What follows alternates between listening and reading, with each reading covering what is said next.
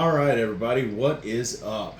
So, I said I was going to answer some questions that a follower asked me, and just to kind of talk about like what I do as far as my fitness journey goes, training, all that stuff, any kind of supplements I may take, etc.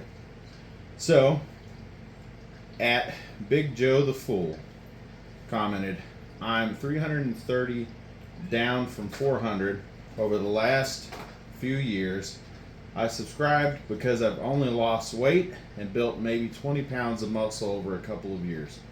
Well, I'd like to look more like you and not like a blob that can do more than how I look.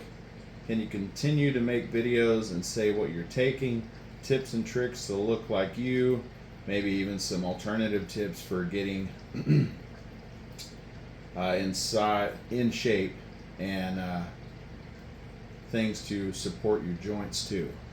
Well, first of all, thank you at Big Joe the Fool for liking and subscribing to the channel, and I'd be happy to answer those questions for you. So hopefully I cover those as best as possible.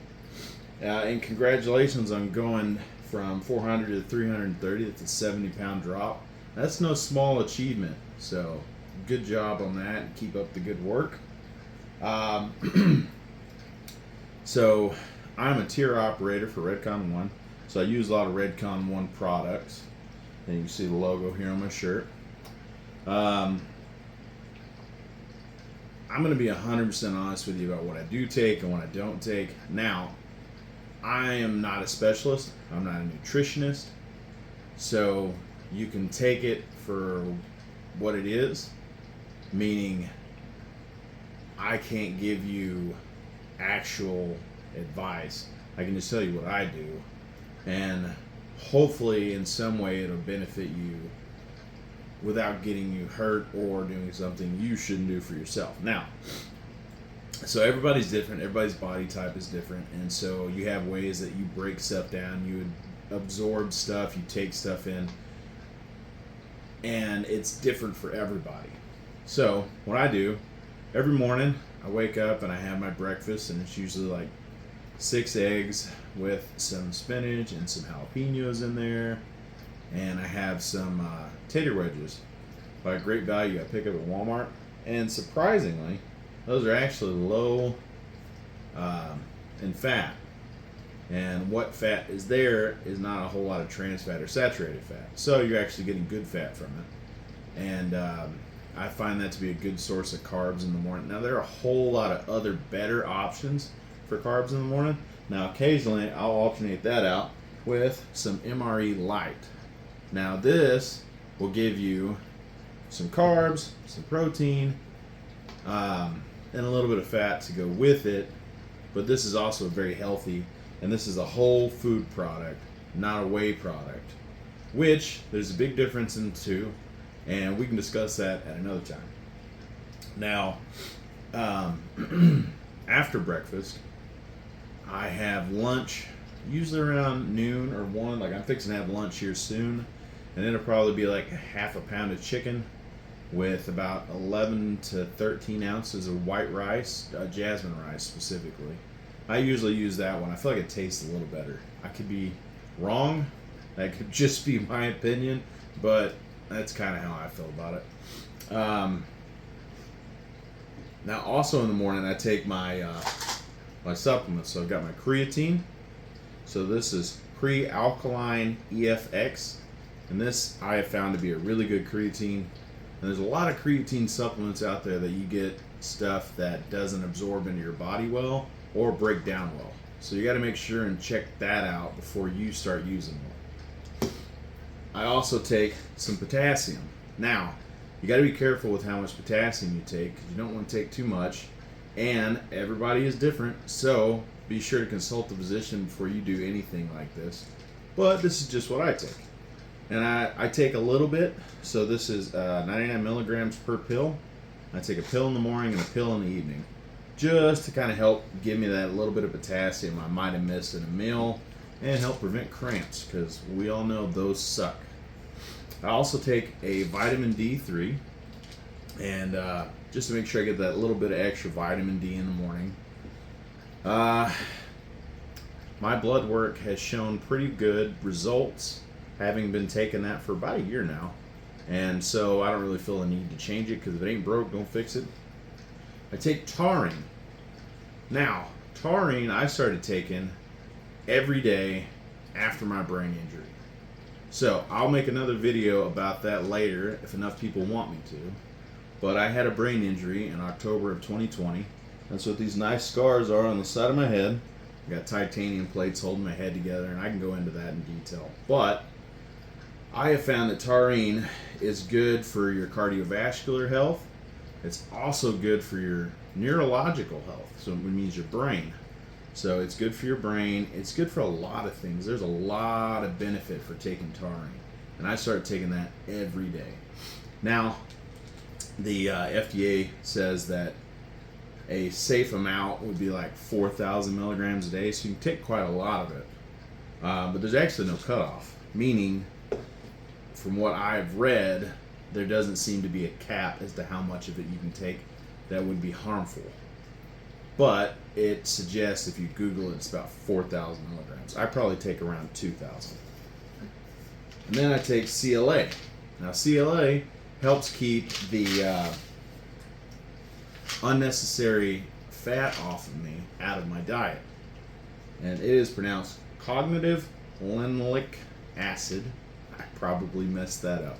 But I started taking this about 2 years ago. And it helps a lot with me keeping the unnecessary fats out of my diet that I'm eating.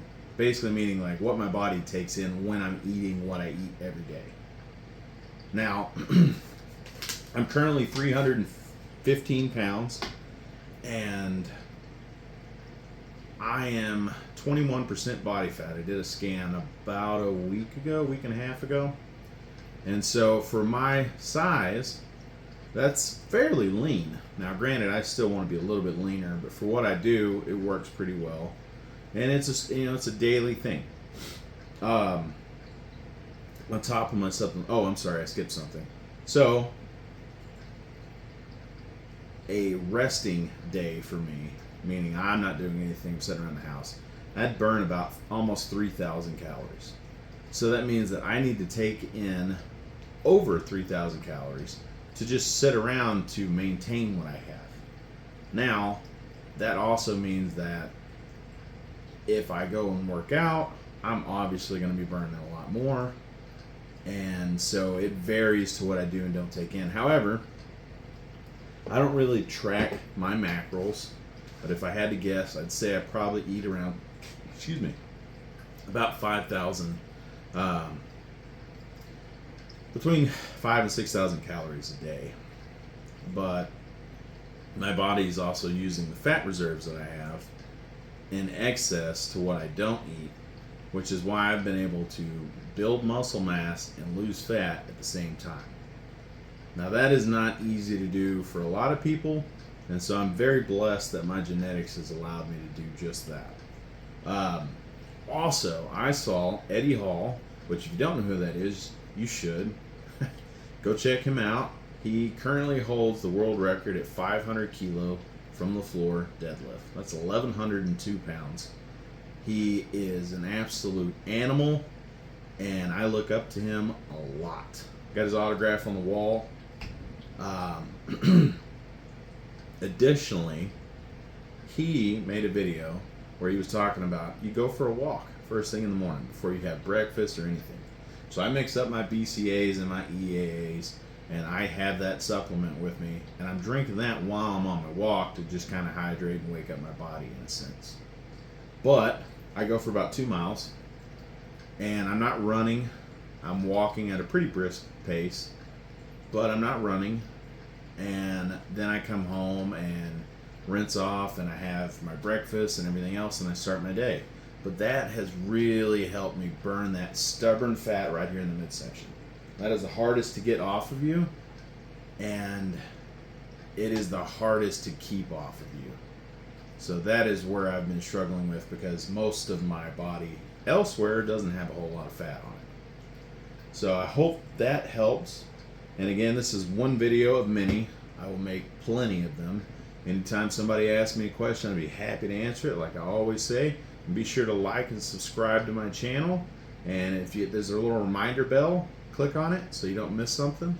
And if you have any other questions, by all means, leave a comment below. Also, my workouts real quick. I do a bro split, which means I do a different body part every day.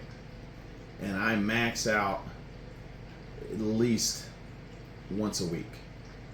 Meaning like every body part, I do something heavy with every body part once a week.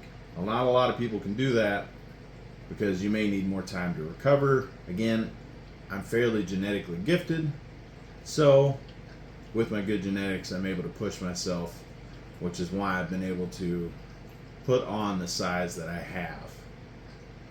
So again, I hope that has answered some of your questions, and I'll start posting more videos being more informative. If you have any questions, leave a comment below.